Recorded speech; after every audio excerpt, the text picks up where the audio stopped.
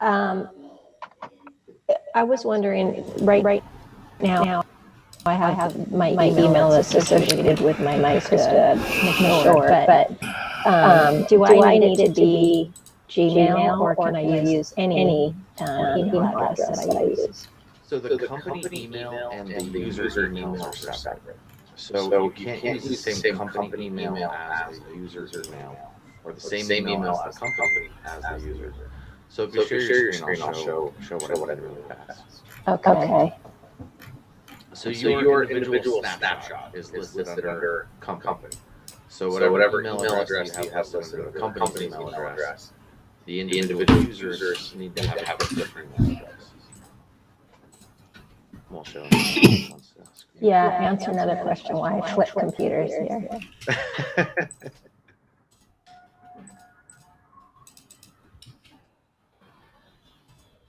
Hey, Tara, maybe really quick, you can explain how you updated my logo, how you increased the size, because I don't know if you saw it, but it worked perfectly. Oh. You show it?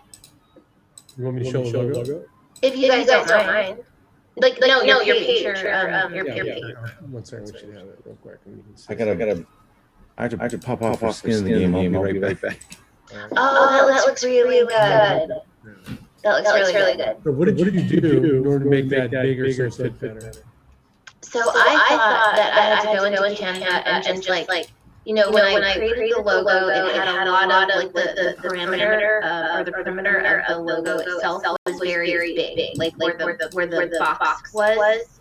So I pulled it in and then I saved it, but actually I had to change the pixel size on the actual Canva. So I couldn't put it on because I had it originally on like thumbnail. Just I opened the thumbnail and just made your logo.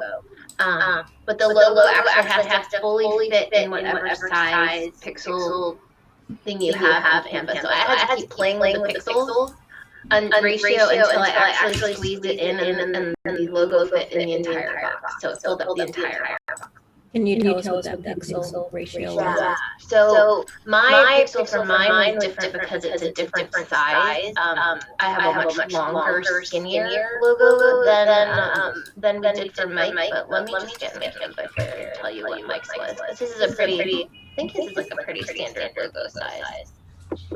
Give me a second. My mouse just stopped working, so I'm like reaching into my laptop here. No. I'm ready to share my screen whenever. Oh, sorry, Leslie. I didn't know that button in front of you. Sorry about that. No, you totally did. I wasn't ready. Oh, good. Should I go? Do it.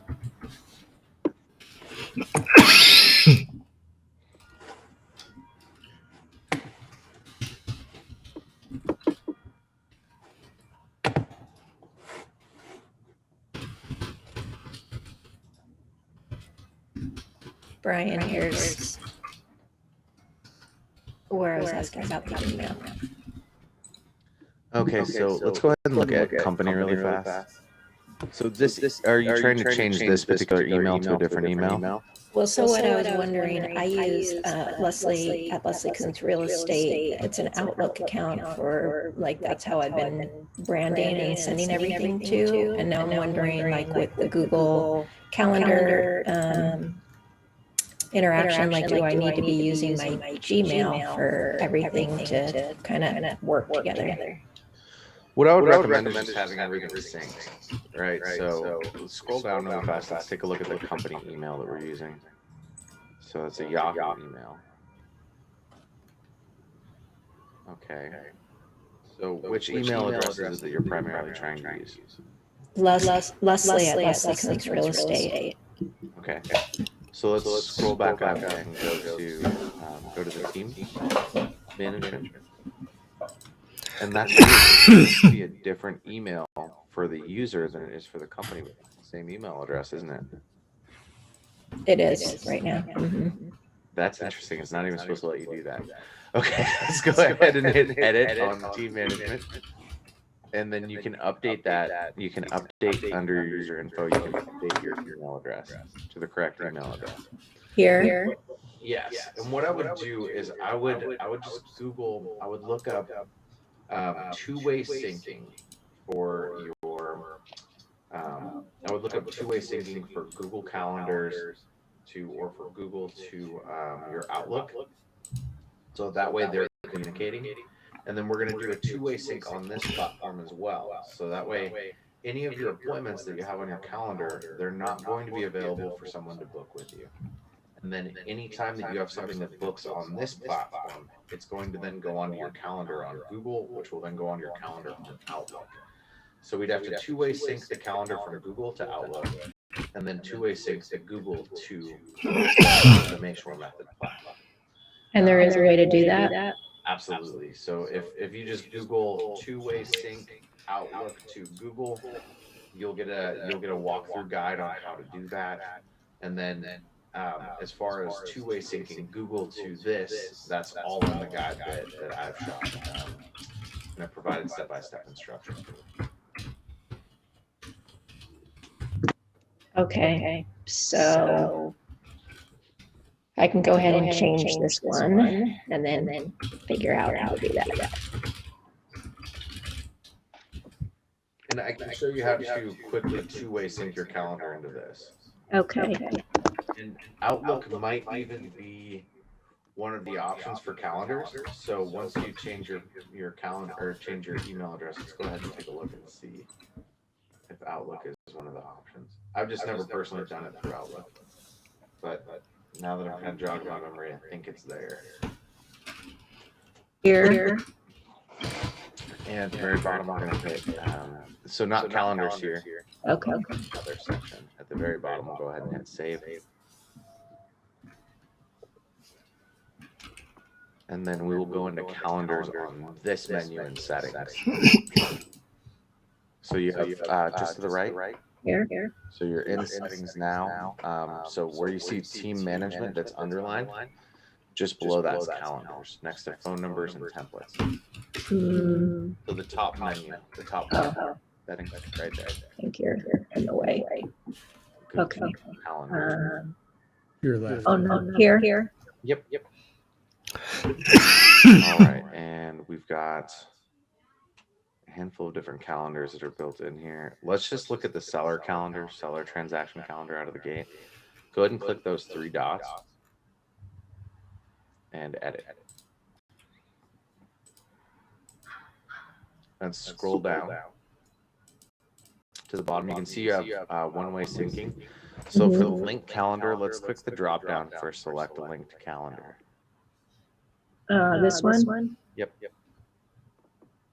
So Google is the primary. So what we would have to select is Google. And once you've connected your Google here, you can then go in the drop down and select the specific Google calendar that you're using. So if you click the drop down here to select calendar, now you'd pick out which calendar. So if it was, say, Leslie's transaction. Okay. Click on that. And then where it says one way, let's make that two-way. So what two-way syncing means is if anything happens on this side, it affects this side. If anything happens on this side, it affects this side. So it makes sure any appointment shows across the board. Okay. And then go ahead and hit save. So from here, what you would do is once you save this, it's going to move you into the next page to make sure that all of your time and availability is correct. Everything is correct. And you guys can also load pixel IDs in here for Facebook as well, so that you can track folks that book on your calendar. Okay. Facebook, which I think that's definitely a must. But I would just go to the bottom and I'll go ahead and click complete. Where? Bottom right corner, green button, complete. And then once this is complete, what I would do in your case is I would Google how to sync Outlook and Google calendars. And then you'll have a step-by-step guide, and then you just create the connection between the two, and then you'll be able to see any appointment on any medium that you look at. Okay. Thank you. Absolutely.